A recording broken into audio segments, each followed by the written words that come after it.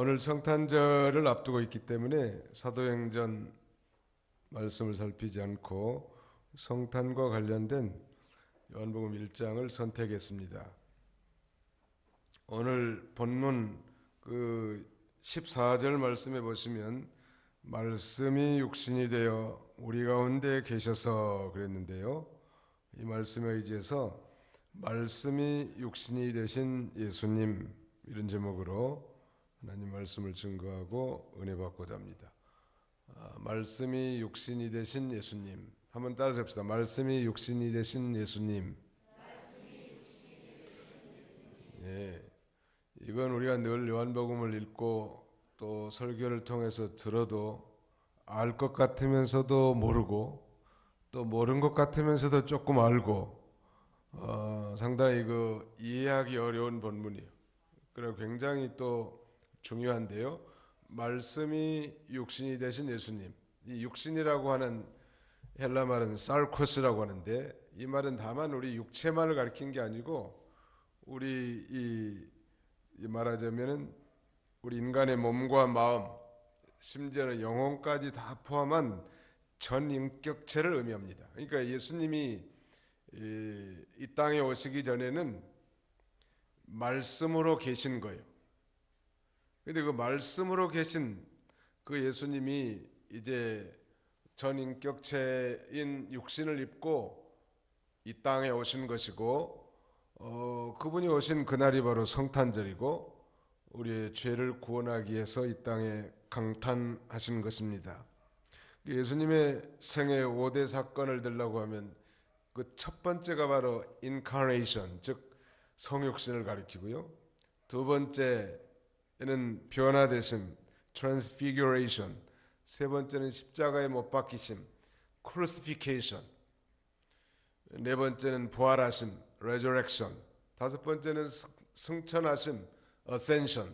이렇게 예수님의 생애 5대 사건은 바로 성육신, 그 다음에는 십자가에 못 박히심, 변화되심, 변화산에서, 그 다음에 십자가에 못 박히심, 그 다음에 부활하심, 승천하심, 이 다섯 가지를 들 수 있는데, 그 중에서도 예수 그리스도의 성육신, 즉 로고스 되신 하나님이 인간의 몸을 입고 이 땅에 오신 사건이야말로 우리의 머리로 참 이해가 안 되는 그런 사건이요, 최대 이적이죠.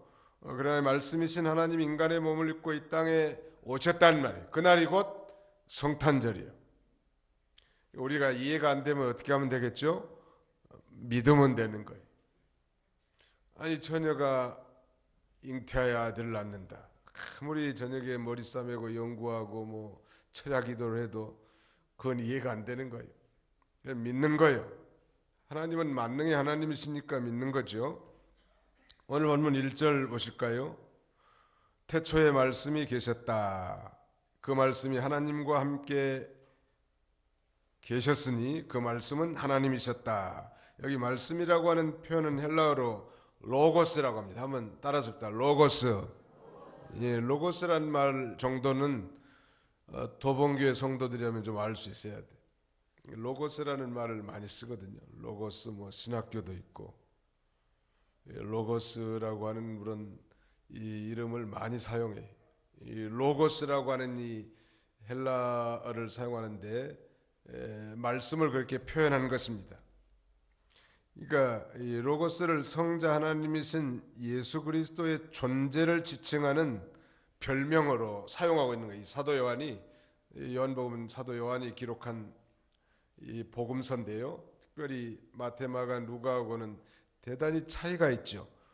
마태, 마가, 누가를 우리는 공관복음이라고 합니다. 즉 공통된 관점에서 예수님의 생애와 행적을 기록했다고 하면 요한복음은 아주 특별한 복음이요, 신령한 복음이라고도 하고 독수리 복음이라고도 하는데, 이것은 예수 그리스도가 하나님의 아들이시다, 이걸 강조하는 거예요. 마태복음은 예수님은 왕이시다, 이걸 강조하는 거죠. 그 다음에 마가복음은 예수님은 왕이시지만 또 이 땅에 종으로 섬기는 자로 오심을 강조하고, 누가복음은 예수님은 인자, 사람의 아들로 오셨다는 걸 강조하는 것. 반면에 이 요한복음은 예수님은 신자, 즉 하나님의 아들이시다, 이것을 강조하고 있는데, 특별히 요한은 로고스를 바로 성자 하나님이신 예수 그리스도의 존재를 별명으로 사용하고 있단 말. 바로 성자 예수님은 어떤 분인가? 거기 2절로 3절 한번 읽어주세요. 성자 예수님은 어떤 분이실까? 그분은 태초에 하나님과 함께 계셨다.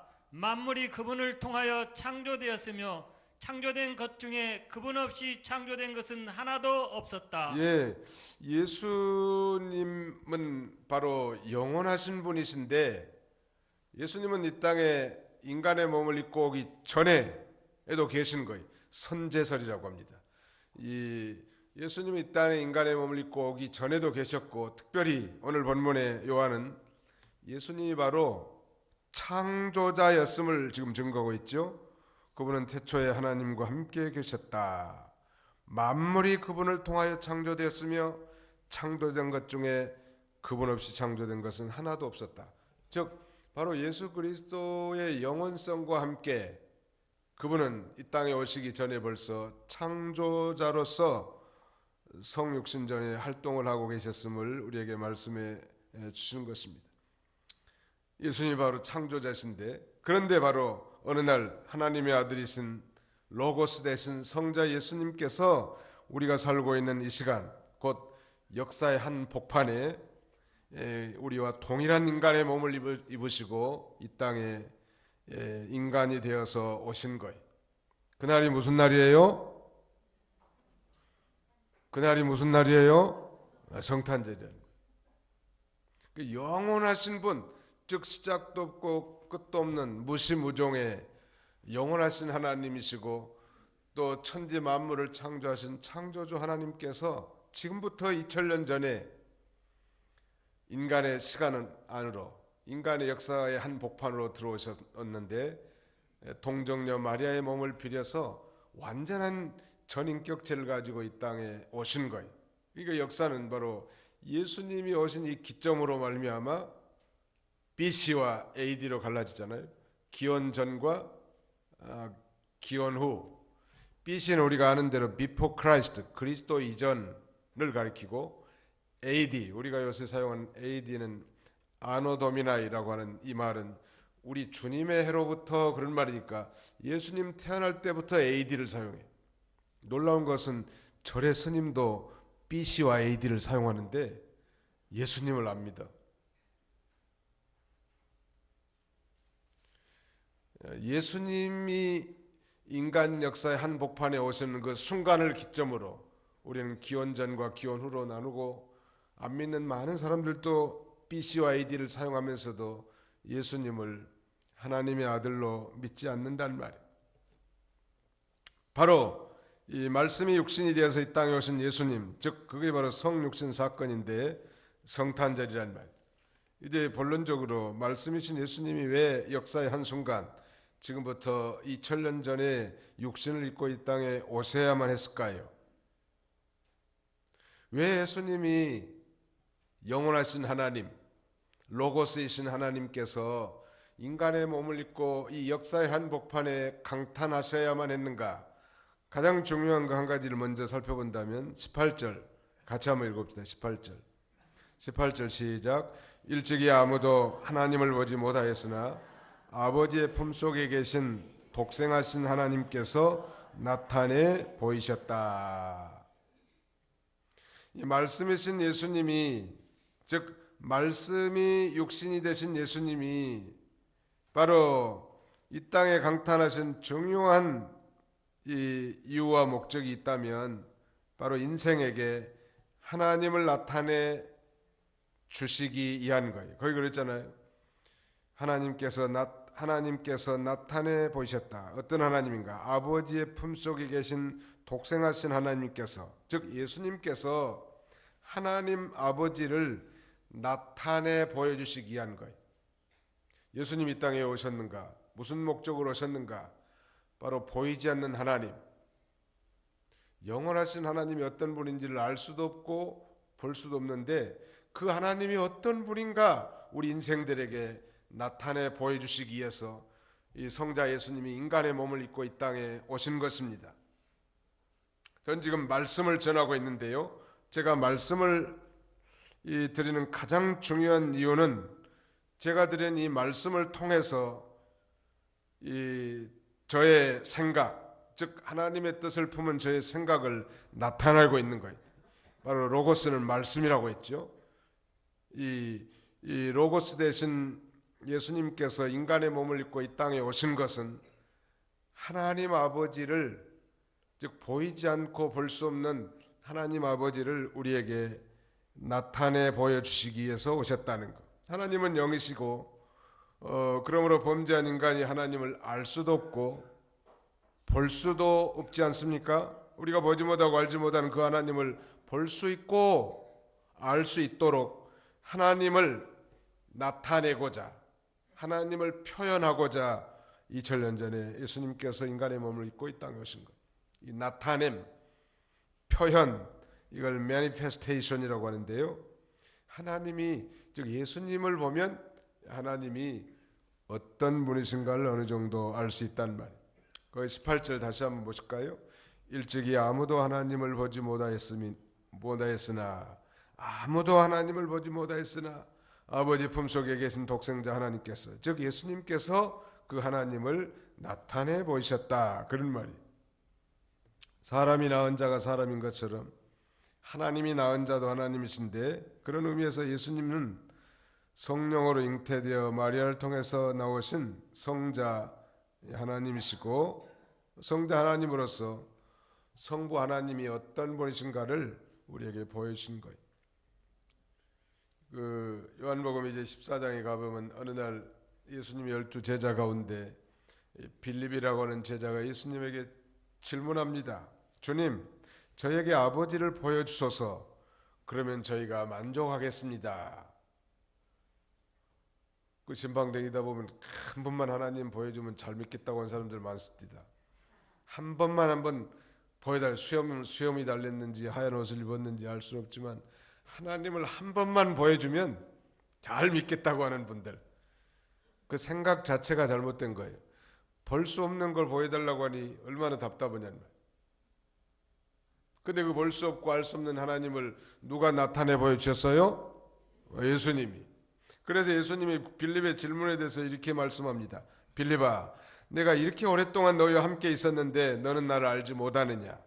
나를 본 자는 아버지를 보았는데 어찌하여 너는 말하기를 저에게 아버지를 보여주소서 하느냐? 옛날 구역에는 나를 본 자는 아버지를 보았거늘 어찌하여 너는 나를 아버지를 보여달라고 하느냐? 즉 예수님을 본 자는 누구를 본 거예요? 하나님 아버지를 본 거예요. 예수 그리스도의 전능하심, 물을 세상에 포도주로 바꿀 수 있는 인간이 어디 있냐면 하나님이라 가능하지. 죽은 자도 썩어 시체 돼가지고 냄새나는 나사로, 죽은 지 사흘이나 된 나사로를 죽은 자 가운데 살리신 분이 어디가 있냐? 세상에는 그런 사람 없어. 뭐 기절한 사람은 살려낼 수 있을지 모르겠지만 완전히 죽어서 장사된 자를 살릴 수 있는 분은 하나님밖에 없다. 이것만 봐도 하나님은 전능하신 하나님이시고 예수 그리스도의 진실하심과 의로우심, 그리고 그의 거룩하심을 통해서 우리 하나님이 얼마나 진실하시고 의로우신 분이고 거룩하신 분인 것을 예수님을 통해서 다 알 수 있다는 말. 나를 본 자는 아버지를 보았거늘 어찌하여 날 아버지를 보여달라고 하느냐? 이렇게 책망하는 거예요. 이 빌립이 상당히 좀 이해 타산이 빨라, 현실적인 사람. 그러니까 보고 믿겠다는, 한 번만 보면 아주 몸까지 다 던져서 평생 충성하겠다는 건데, 그런 사람 치고 또 잘 믿는 사람이 없어. 어느 날 예수님께서 이제 자기를 배척하고 비방하는 바리새인과 서기관들에게 이렇게 말합니다. 나와 아버지는 하나이니라. 이렇게 말하니까 돌을 들어서 예수님을 치려고 하는 것. 요한복음 10장 30절인가 그렇죠? 나와 아버지는 하나이니라. 이게 무슨 말이에요? 뭐 일체라는 그런 개념이 아니에요. 그 얘기는 나와 아버지는, 즉 성자와 성부는 그 신성에 있어서 동일하시다, 그런 말이에요. 신성에 있어서. 그러니까 예수님을 본 자는 하나님을 본 거란 말이에요. 그의 전능하심과 그의 거룩하심, 그의 의로우심과 그 다음에는 그의 진실하심, 그의 정말 사랑의 충만하심, 긍휼히 여기심, 이것이 다 하나님의 성품이에요. 하나님이 그러신 분이라. 하나님은 영이시니까 볼 수 없지만 바로 성탄절의 중대한 의미는 보이지 않는 하나님을 성자 예수님이 나타내 보여주시는 거예요. 이걸 본 자야말로 참 행복자가 아니겠습니까? 그 다음에는 참고로 예를 하나 든다면, 보통 우리가 어버이 주일에 우리 자녀들에게 아버지는 하나님의 대리자이기 때문에 부모를 공경하는 것은 보이지 않는 하나님을 공경하는 그런 교육적 효과가 있다고 말합니다. 또 대개 아버지들은 다 따뜻하고, 대개 아버지들은 그래도 자녀들 가족에 대한 책임감 있고 또 양육하고 자애로운 그런 인상을 갖죠. 못된 아버지도 있긴 하지만. 그러니까 우리 아버지를 통해서, 우리 보이는 육신의 아버지를 통해서 하나님 아버지가 어떤 분인가를 어느 정도는 연상할 수 있고, 엄마는 눈물을 흘리면서 울지만 아버지는 가슴으로 운단 말이 있어요. 여자들은 남자보다 더 감성이 풍성하기 때문에 그런 거 표현력이 더 많이 있지만, 남자가 눈물 안 흘린다고 너무 그렇게 치근덕거릴 필요 없다고. 우리는 가슴으로 우는 사람들이에요. 저 인간은 무슨 못 먹고 태어났기 때문에 눈물도 안 흘리는가. 아이가 이렇게 됐는데. 가슴으로 운다고 우리 남자들은. 여자들 같이 눈물 펄펄 흘리고 그런 게 아니라, 보통 아버지는 그래야 다. 그리고 어머니가 상상할 수 없는 그 아버지로서 말은 안 하지만 그 가족에 대한 책임감과 양육의 의무, 이런 게 다 있는 거예요. 그러니까 하나님이 그러신 분이에요. 어느 날 어떤 유치원에서 선생님이 아이들에게, 여러분 하나님이 어떤 분인 줄 아세요? 그렇게 질문하고, 하나님은 바로 우리 집에 계신 아빠와 같은 분이에요, 그렇게 말해줬습니다.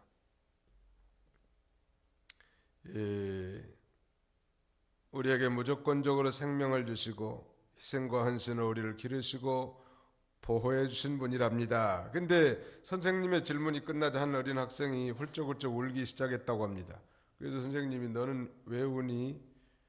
물어봤더니 이 어린 학생이 말하기를, 선생님 우리 아빠는요 매일 술 마시고요 술 취해가지고 우리를 마구 때려요. 엄마도 때리고 나도 때리고. 선생님은 보통 아버지에 대해서 그 예를 들었는데, 이 아이에게 하나님이 자기 아버지 같다는 비유가 이 아이에게는 적절하지 않은 것인데, 바로 이 하나님 아버지가 어떤 분이신가를 로고스이신 아버지의 성부의 품에 계신 독생자 예수 그리스도께서 성육신 인간의 몸을 입고 이 땅에 오심으로 하나님 아버지가 어떤 분인가를 보여준 거예요. 나를 본 자는 아버지를 보았거늘. 우리가 이 성경을 통해서 예수 그리스도에 대해서 배우고 또 그 은혜를 체험한 사람이라면 하나님 아버지가 어떤 분이신가를 우리가 짐작할 수 있단 말이에요.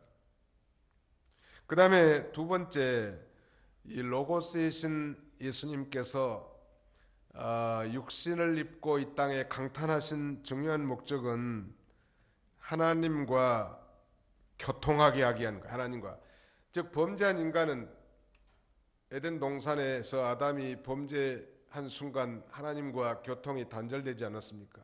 영적 죽음이죠, 그걸.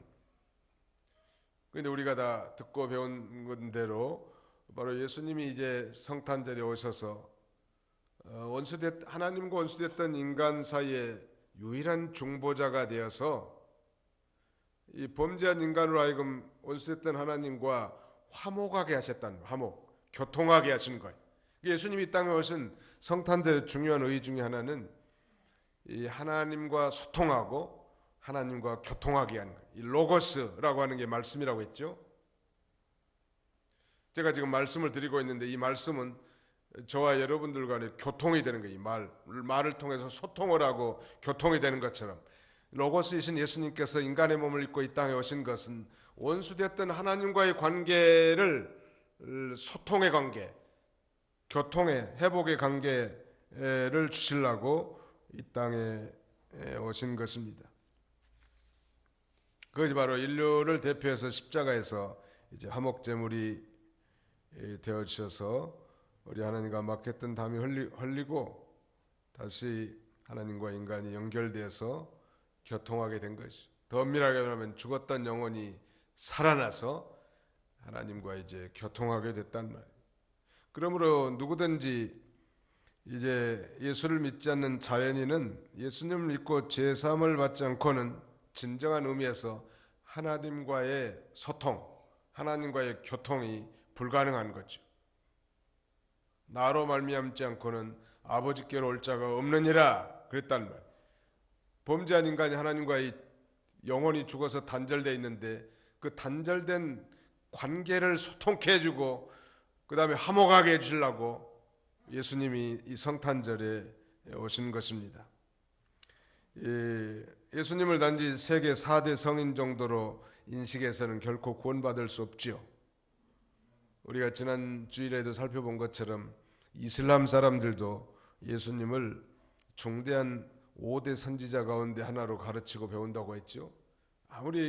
그러나 그들은 유일하게 무하마드라고 하는 이 선지자만 진정한 선지자로 인정합니다. 예수님은 그저 훌륭한 선생과 선지자 정도로 이해하는 거예요. 메시아로 받아들인다든지 하나님의 아들로 인정하지 않는다는 거예요. 그래서는 결코 우리가 하나님과 소통할 수 없고 하나님의 자녀가 될 수 없어요. 그래서 오늘 본문 이제 11절에 보시면요, 10절부터 제가 읽겠습니다. 그분께서 세상에 계셨고 세상이 그분으로 말미암아 창조되었으나 세상은 그분을 알지 못하였다. 그분께서 자기 땅에 오셨으나 자기 백성들이 그분을 영접하지 아니하였다. 그러나 누구든지 그분을 영접하는 자들 곧 그분의 이름을 믿는 자들에게는 하나님의 자녀가 되는 권세를 주셨으니 그들은 혈통에서나 육체의 뜻에서나 사람의 뜻에서 나지 않고 하나님께로서 난 자들이다. 누구든지 예수님을 영접한 자는 이제 그 영원히 살고 하나님의 자녀가 돼서 자녀로서 하나님 아버지와 소통하고 교통할 수 있게 해놨다는 말. 이를 위해서 예수님께서 이 땅에 오신 거예요. 마지막 한 가지를 더 살펴본다면 우리 성도로 하여금 이제 성육신적 삶을 살도록 가르쳐주기 위한 거예요. 성육신, 인카네이션이라고 하는 건 하나님께서 이 성부 하나님과 그 영광과 권능이 다 동등하신 하나님이신데 그 모든 기득권을 버리고 낮고 천한 인간 세계에 오셔서 지극히 낮아지시고 십자가에 못 박혀 죽기까지 순종했단 말. 그러니까 이 성탄절에 오신 예수 그리스도를 통해서 우리가 배울 수 있는 이 중요한 교훈은, 말씀이 육신이 된 이 예수님에 대해서 우리가 배울 수 있는 중요한 교훈은 그 성육신적인 삶이 어떤 삶인가, 이걸 우리로 하여금 깨닫고 그 다음에는 그렇게 살도록 가르쳐 주려고 하는 것입니다. 좀 어려운 말일 수 있지만 별로 어렵지 않아요. 그렇게 이 위대하신 분이 지극히 낮고 천한 이 자리까지 낮아져서 인간과 교통하여 주시고 또 자기의 목숨을 많은 사람들의 대속물로 내어주기까지 섬기는 이, 그런 삶을 우리도 살아라. 그걸 우리에게 가르쳐 준 거예요. 보통 무슨 뭐 인간이 인간에게 어느 정도 낮아질 수는 있지만 어떻게 하나님이 이렇게 낮아질 수 있겠는가? 우리로 하여금 그런 그 낮아지는 삶을 살도록 가르쳐 준 거예요. 이 성육신적인 이 삶이라는 것은 그래서 굉장히 오늘날 이 중요한 의미로 사용되고 있습니다. 가령 뭐 이 성육신적인 리더십, 오늘날의 리더십은 무슨 그런 권위적인 카리스마틱한 그런 리더십이 아니고 성육신적인 리더십. 아무리 사장이고 회장이라도 말단 종업원과 근로자들과 함께 식사도 하고 같이 함께 일도 하고 화장실 청소도 하고 그게 진정한 리더십이고 그 다음에는 그게 진정한 예수님의 정신이라는 또 성육신적인 전도나 선교 옛날 식민지 시대에 열강을 침략한 이 대제국들의 선교 방식은 그야말로 그 나라를 점령해가지고 식민지로 삼는 중요한 역할을 했단 말이에요. 그런 게 아니고 이제는 지극히 그 나라와 그 민족에게 들어가서 낮아져서 그들과 한 동료가 되고 그들의 아픔을 함께 나누고 그들을 진정으로 섬기고 복음을 증거하는 그런 선교가 성육신적 선교란. 마치 유치부 선생님이 유치부 아이들과 같이 똑같은 눈높이로 맞춰가지고 같은 언어를 쓰고 같이 행동도 하면서 그들을 복음으로 가르치는 것은 성육신적 교사라고 할 수 있겠죠. 이 존 하워드 그리핀이라고 하는 사람은 1920년 미국 남부에서 출생한 사람인데 당시 미국 남부지방은 흑백 인종차별이 아주 심각한 그런 시기였습니다. 그러므로 이 존 하워드 그리핀은 백인으로서 당연히 흑인들을 무시하고 사는 그런 풍토를 목격하면서 살았습니다. 그러나 그는 이제 점차 자라면서 생각을 달리했고 어떻게든지 흑인을 돕고 이해하려고 노력했습니다. 근데 그게 결코 쉽지 않았어요. 왜냐하면은 흑인들이 아예 자기를 받아주질 않는 거예요. 백인이라고. 이 백인인 자기를 이해하거나 받아주지 않았고 그가 접근할 때마다 당신 같은 백인은 우리 흑인을 도저히 이해할 수 없다고 그렇게 멀리하고 경계했다고 합니다. 그래서 이 존 하워드 그리핀은 어떤 생각을 하냐면 내가 흑인이 돼야 되겠구나.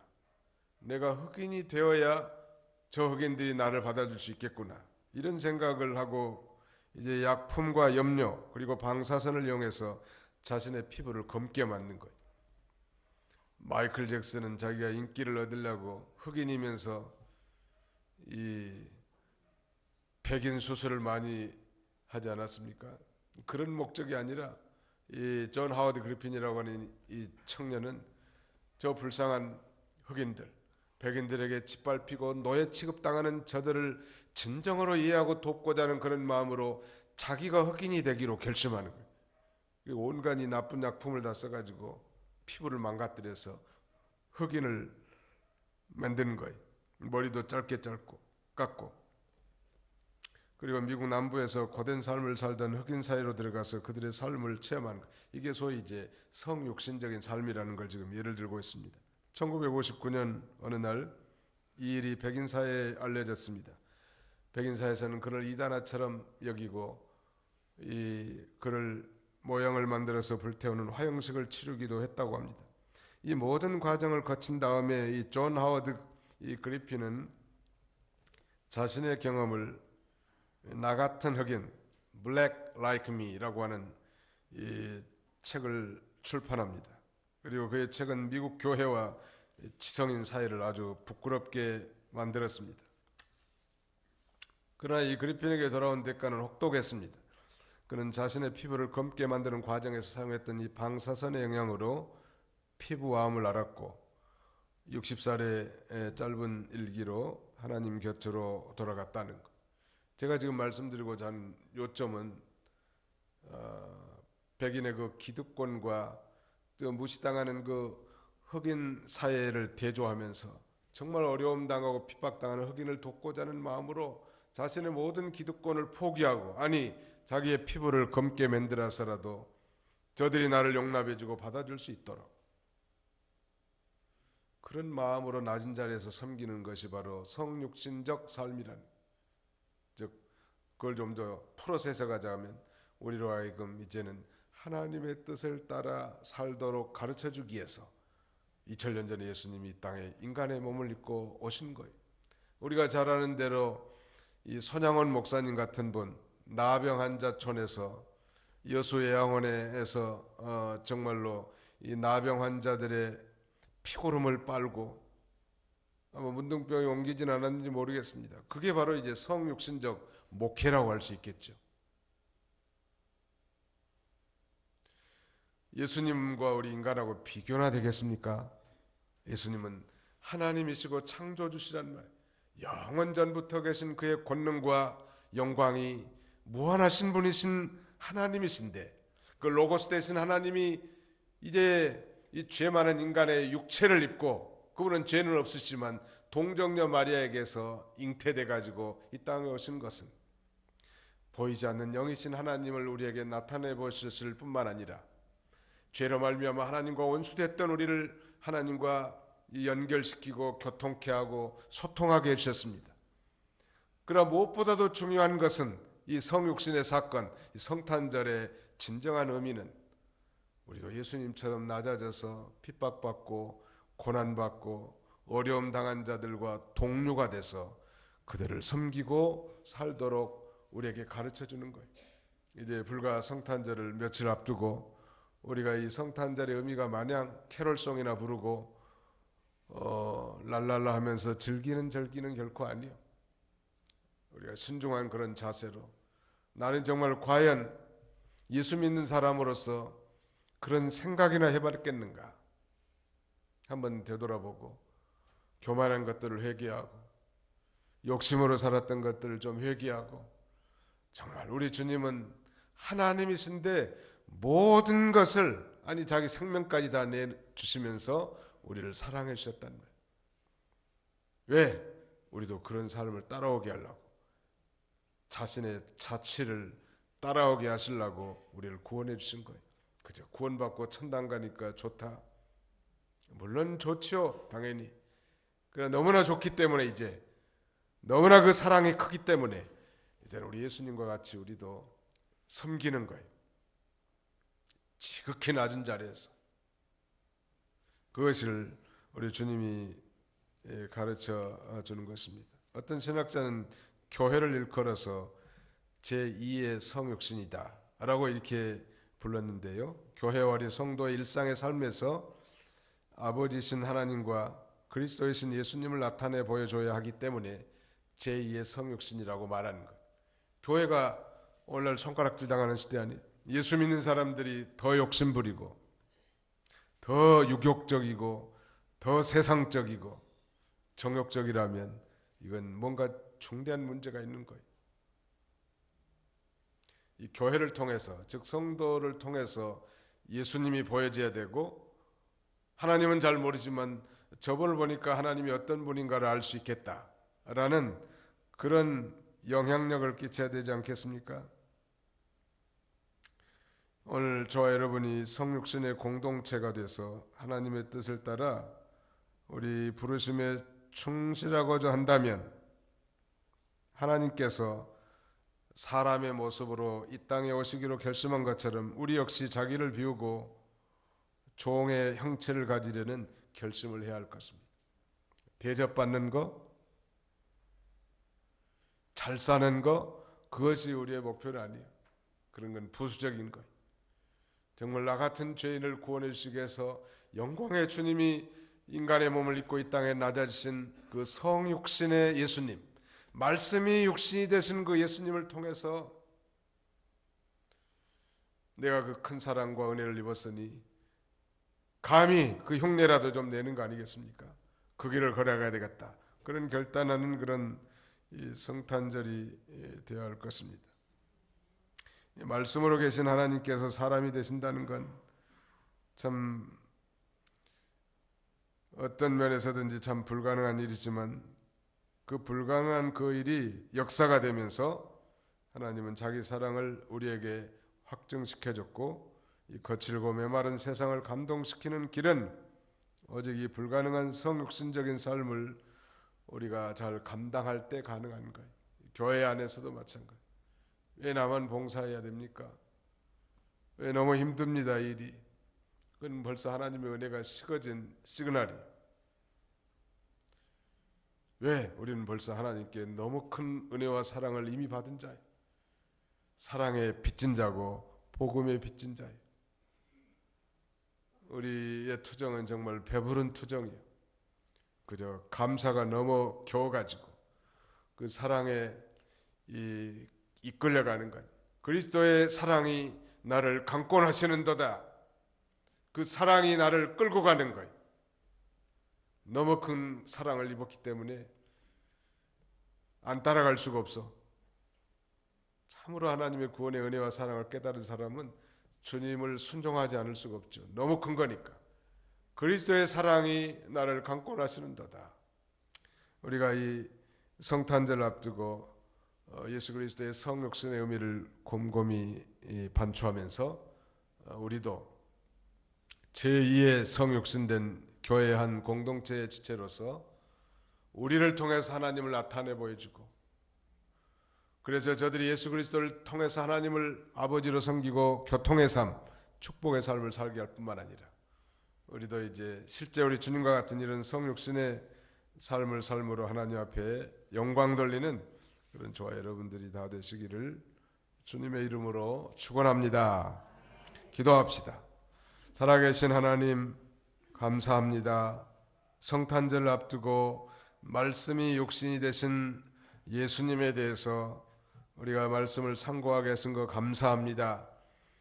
로고스로 계신 이 말씀이신 예수님께서 인간의 몸을 입고 이 땅에 강탄하신 것은 보이지 않고 할 수 없는 그 하나님을 보여주시고 그 하나님을 우리에게 나타내 보여주시기 위해서 이 땅에 오셨을 뿐만 아니라 죄 많은 우리를 거룩하신 하나님과 연결시키기 위해서 그가 이 친히 중보자로서 화목제물이 되셔서 이제 모든 죄를 용서받고 하나님을 아바 아버지라 부르고 아버지와의 친밀한 교통의 삶, 소통의 삶을 살게 하시려고 이 땅에 오셨다고 했습니다.